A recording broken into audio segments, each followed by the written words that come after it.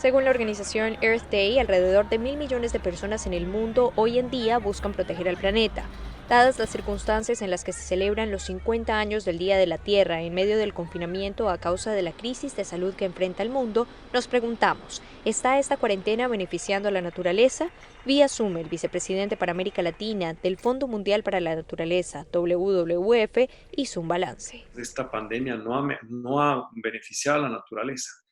ha beneficiado el poder pensar mejor alrededor de ella, pero el mal mayor sigue ahí,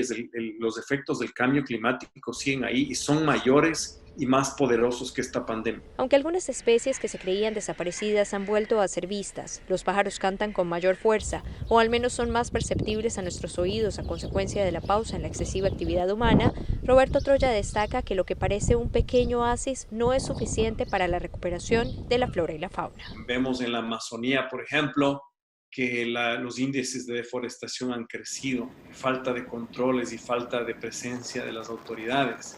En sitios como Canaima, en el parque famoso